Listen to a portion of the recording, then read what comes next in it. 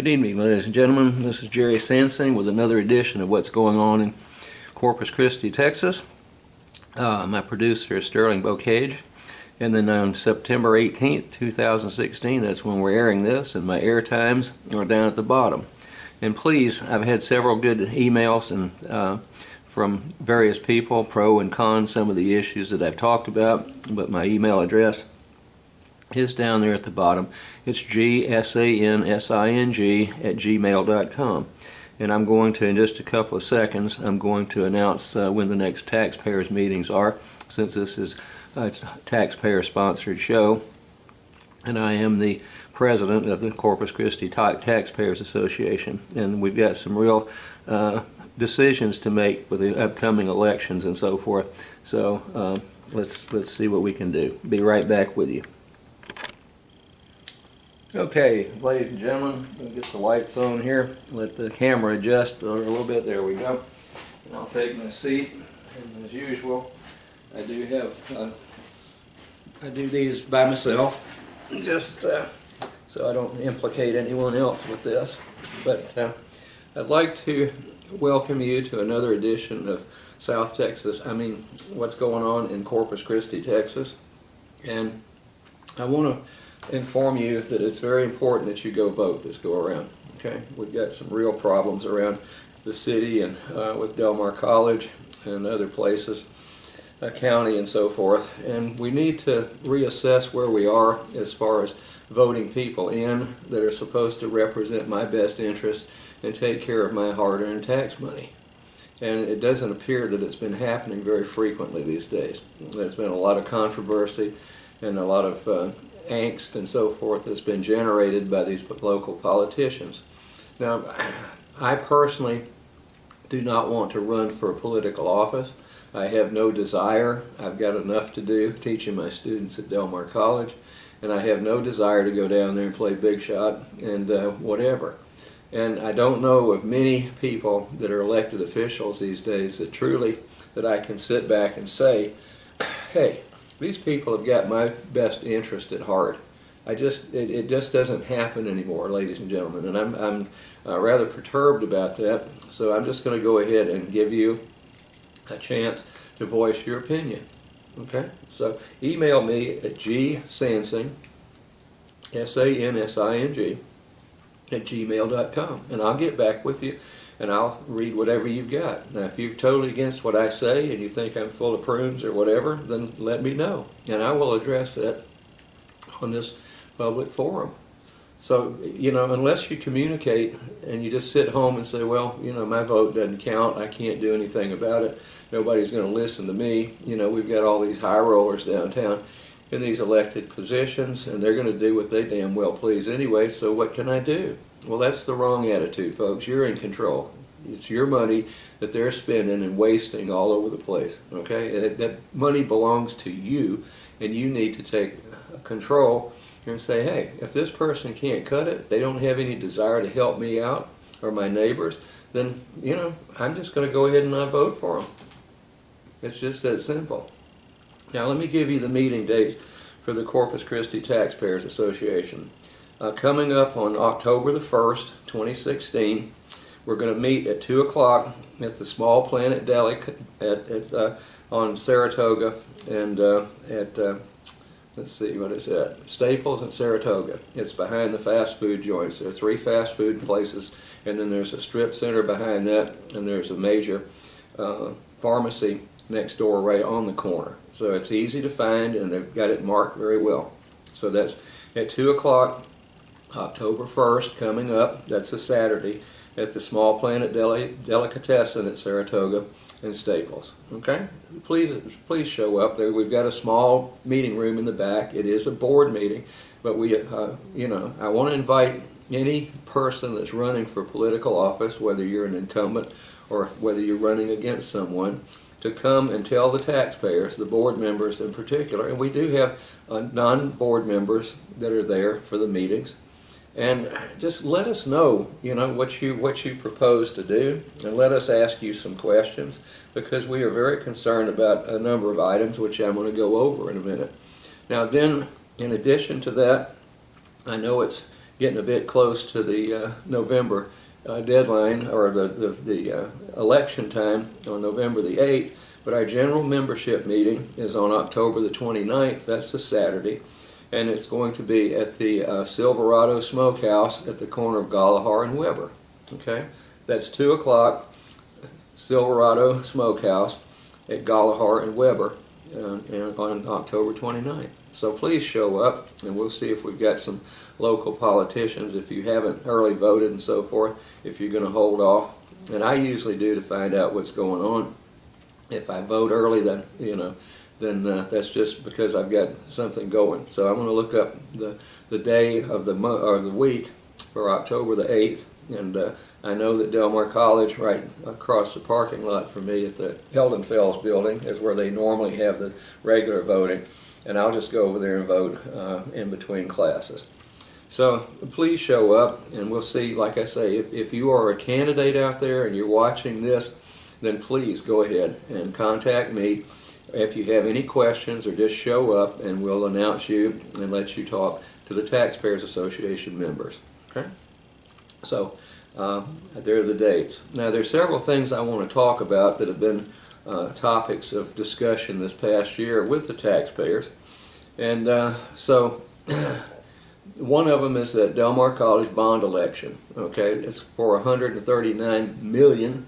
I've messed up every once in a while and say 139,000, but it's $139 million for phase one of the new campus for 20,000 students that's proposed for the corner of Rodfield Road and Yorktown Boulevard. Okay. Now, I don't know how that's going to fly. I do know that swampland out there, and there have been some misrepresentations about this. And if I'm a Del Mar College employee on Del Mar College time, I can't discuss my feelings about that. I mean, Del Mar is very unique in that when you're over there as an employee and you're on, quote, their time, whatever that means for a faculty member. I teach classes all over the calendar and the time slots. But I guess they figure that I've lost my First Amendment rights to free speech when I'm on campus, and I'm supposed to be muzzled. And I know that me talking about this goes right straight through people, okay? But the taxpayers have taken a stance on the bond election. It's $139 million with an M, okay, dollars for phase one. Now, if phase 2 and 3 are comparably priced, you people are going to be asked to spend about anywhere from $400 million to $500 million, and maybe run more than that, for a campus that the Taxpayers Association and I personally, as a Del Mar College employee and as a private taxpayer, can see no justification for. Absolutely none, except to make money for contractors and bankers and so forth around this town. And that's going to be at your expense. And I can tell you that as an employee of Del Mar College, not on Del Mar College time at this moment, we don't have full complement of students on any of the 3 main campuses we've got now. Okay? And then they expect to take some of those students over to the new Southside campus, they call it. And so what are we're going to have even less number of students on campus on the other 3. And remember, 2 years ago, ladies and gentlemen, you voted in $157 million so Del Mar can upgrade the East and West campus and the Northwest Center, and then also build some new buildings in addition to that. Now, what are we going to do if we're notoriously running about anywhere from 10 to 12,000 students per semester, okay? And we can't take care and fill up. That doesn't fill up our facilities now. We don't take care of our facilities. I've discussed that before, and I won't go into any more detail. But how can we justify 20,000 student campus out Southwest? Okay? If you can answer that, then you go ahead and email me. I mean, there have been some politicos around here and editorials written about how wonderful it would be and that everybody ought to be able to see clear as as a bell on a clear day why we need that campus. And that was the Caller Times. I think he was a emeritus columnist. You know who I'm talking about. Well, it's not clear to me, sir. I said, this is all mucked up. It's as clear as mud to me why we're going to spend that kind of money until we can get the credentials back that we need to teach students at a very high level. Okay. Now, I mean, we've got the credentials, but I've been here for 27 years, and I've seen the academic end of it slide into the gutter, folks. And it's not because of the professors over there; it's because of that immense Del Mar College administrative bloat. They know better out of the classroom on how to have me try to teach and so forth and so on. And I won't belabor that fact. Okay, so we need to discuss the bond elections. I do have another show. It's called South Texas News and Reviews, and it comes on just after this on Wednesday evening, and then again at 5 o'clock. That's at 9 o'clock on Wednesday and 6 o'clock on Saturday. So if you want to join in on that, I can a little more free to discuss things than I am for the nonprofit aspect here at the taxpayers. See, I'm not going to support anyone running for political office on this show. Can't do that. It's not ethical, okay? And I try to be as ethical as I can. So that's not going to happen. But I can express my views as a free American, no matter how much Del Mar wants to muzzle me, okay? And, say that I have no freedom of speech and I have no right to public information and so forth. But anyway, we'll get on to some other topics here. So that's the Del Mar. Now the city's ADA compliance, I understand that they keep screwing up with these ADA sidewalks and so forth and so on, and why we don't have a city administrator that takes care of that to make real sure that ADA is complied with.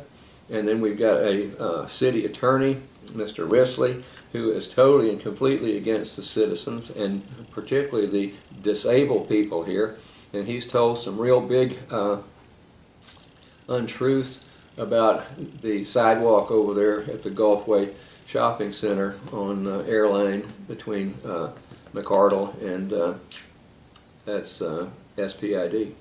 Okay, those big palm trees over there. So we're still working on that. I'm going to try to re-stir up the Department of Justice with the ADA compliance and tell them that we're sick and tired of the city of Corpus Christi not complying with our fine disabled citizens around here. And I'm also working with some of the veterans groups and going to get some information about the disabled veterans and so forth and what they think around here. And get them to talk to you. I'm still associated with the CARP group. Okay, that's the bacteria in the bay. It was set up as a citizens group by the city. It's the Coles and Ropes Park Committee, and the city still won't cooperate and have these organisms. The term is speciated to find out where they came from. Okay, but there's fecal material, bacteria from fecal sources in the bay, and that's real good for tourists. We do everything around here for a tourist anyway. It makes more money from our high rollers, most of which are city council people, particularly the real estate cartel, as I call it. Okay, now, so I'm going to keep you updated on that. It's come to a screeching halt. Essentially, nobody at the city wants to pay the money to find out whether that's raccoon poop or, it could be bat poop. It could be any poop from any warm-blooded animal. But my speculation is, and I'm not supposed to know anything about microbiology, but I'm told that it's the dogs pooping in the yard and the cats, and that goes washing down. Now, I'm not buying that, folks. Okay, I'm just not buying it at all. And I think that's goes hand in hand with our infrastructure, and increased water and gas fees, and so forth, but they won't go and inspect the sewer lines around here to find out where the wastewater, I mean not wastewater, but the storm sewers are being contaminated with crushed regular sewer lines. And that, you know, those old clay pipes, folks, that they used to put in for sewage lines in the older neighborhoods, they don't last forever. But this city is just like, you know, and county and Del Mar College, they will not go fix anything. It's called deferred maintenance, and then that costs 8 times as much after the fact if they just go ahead and do it. So I need people in these different elected positions that control my tax money, and I need some people in there that will be honest and go in and bite the bullet and get the stuff done rather than look for another pie in the sky project to do. It's going to cost us a bunch of money. So start voting, please. Okay. Now, then we have the city water quality. I'm waiting for the next water boil to go out. I mean, I know why, as a PhD chemist, folks, with a second PhD in microbiology, I know what's going on around here, and it makes me want to sit down and cry that we have all these experts around that are taking care of that, yet we still have one water boil imposed after another. And that puts a great imposition on people. Then I have to go out and buy bottled water and so forth and so on, and that's an expense to me, and I can't use the water to do this, that, and the other with. And, you know, it's a pain in the neck. And it's uncalled for if people would pay attention to what's going on downtown and take care of the problems. And this pie in the sky mess that we're just going to get tourists in here, that's going to be the cure for everything and anything, is ludicrous. I mean, you know, it's crazy. And then we have to go annex property that we can't service with utilities and so forth and so on just to claim that we're going to mess up the air traffic, and the Navy is just going to pick up, and the Army is just going to pick up and move out of Kingsville and Corpus Christi, Texas. Folks, I don't think so.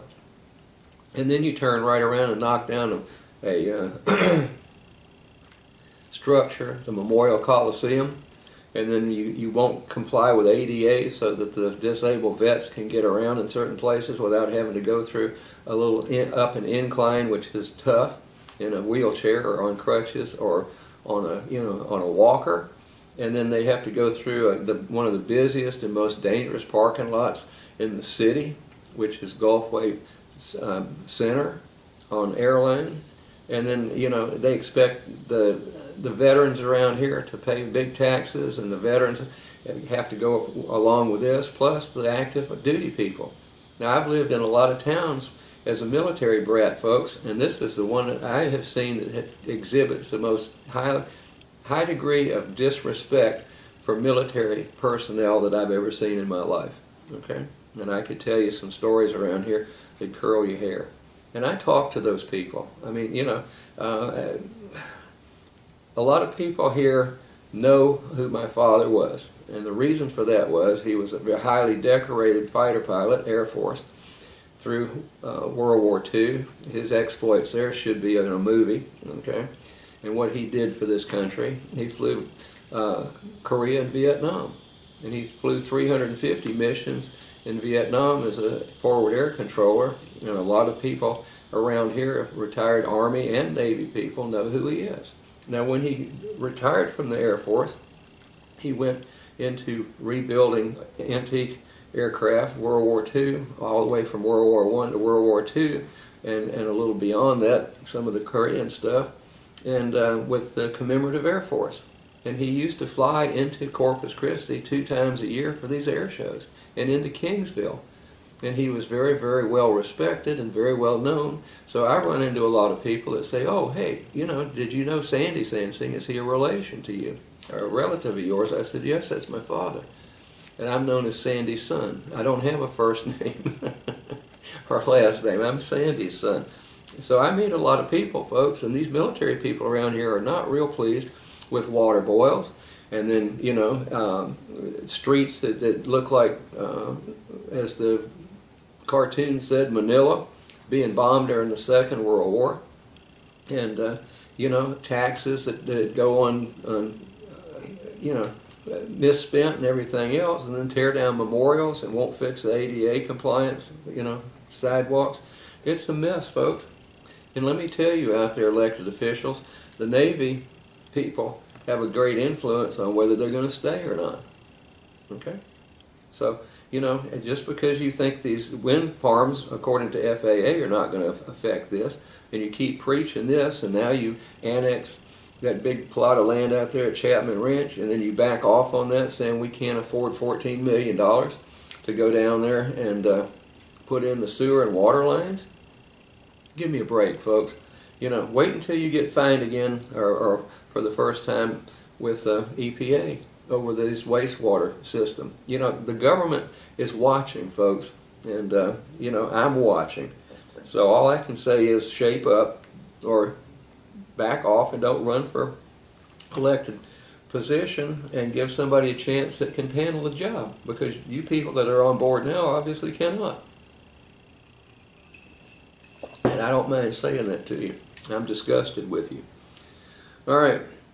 So the city water quality stinks, if you really want to know the truth, okay, from both a microbiological and chemical point of view.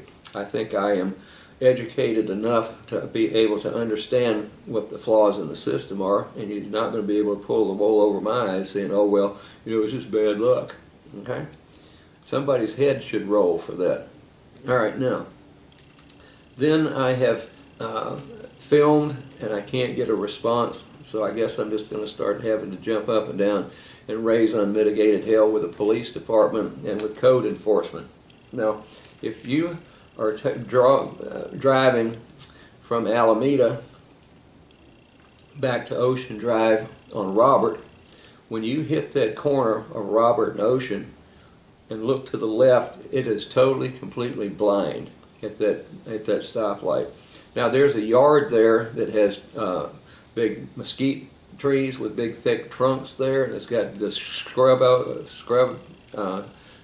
growing around, and you can't see. But then now we've got 2 4x4 political signs. I think one of them is Larry Olivares for sheriff, and the other one I think is I'm not sure if it's Longoria or not. Anyway, but you cannot see. And on several occasions now, I have stopped to try to make a right onto Ocean Drive, and when the light changes, here come 2 or 3 cars running that stoplight, and you can't see them until they're dead center in the middle of the intersection.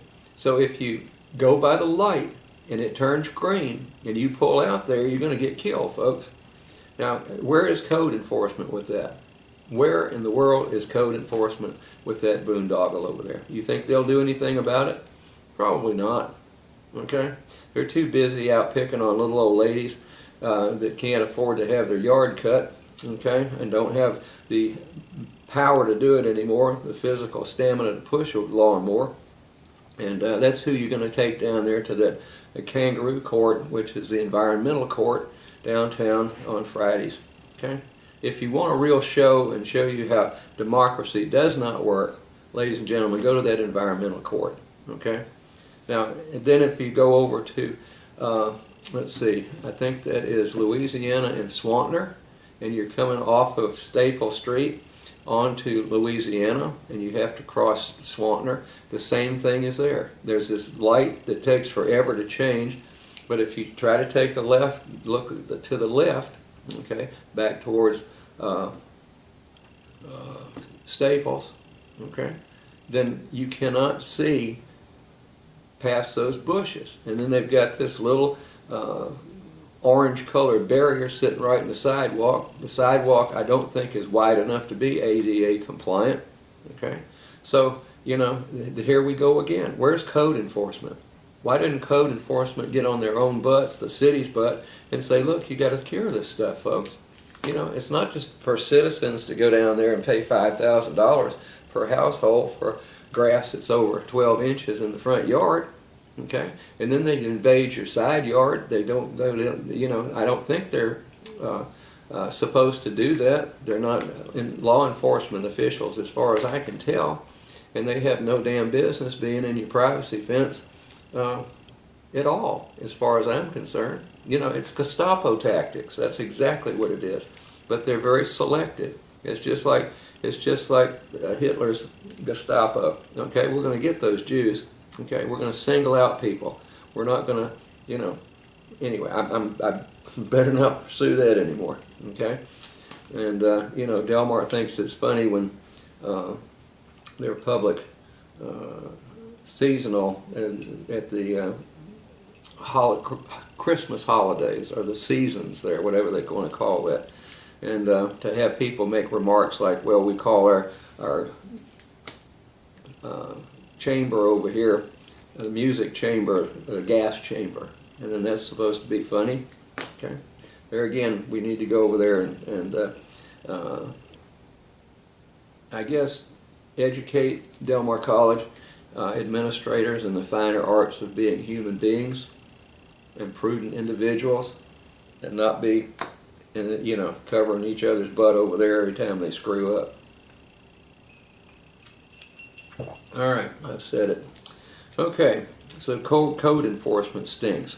And then I discussed the annexation of square miles of property out there. Now the city council is going to back off that because they don't have the money to take care of business out there. And then I will, on the next one, talk about Delmar College administrative bloat. That's there are more administrators now, I think, than any other employee group over there. Is the way it looks, and they keep getting salaries. I got a paltry 6% increase after about 6 or 7 years in my pay here lately, and that's supposed to be a benefit to me after they have covered up the fact that they have had millions of dollars, $5 to $12 million per year for 6 or 7 years as surplus funds. Now, folks, if that administration is doing the right thing, you should not have surplus funds in a taxpayer supported organization like that. And that allowed them to buy that 96 acres at just under $7 million at Rodfield and Yorktown to build a campus that they can't justify. So I don't know what to tell you. Anyway, once again, please show up. Please, we need your input. We need your support on October 1st of this year, 2016, at 2 o'clock in the afternoon at the Small Planet Deli on Saratoga and Staples. Okay? If you'd please come by there and take a look and join us in the back room of the deli. Okay? And then the general membership meeting is going to be on October 29th. That's a Saturday at the Silverado Smokehouse, and that's at Galahar and Weber. Okay, I think most people are probably aware of that. And they have a meeting room, and we'll have the tea for you there, and whatever else you want to buy for lunch or whatever. So please join us, folks. We need you. We need your voice, and let's have the taxpayers take back over the city and so forth and so on, instead of having a bunch of special interests, the real estate cartel that's there day and night trying to get your money and spend it unwisely. And then the roses are dedicated to my good friend April 23. Okay?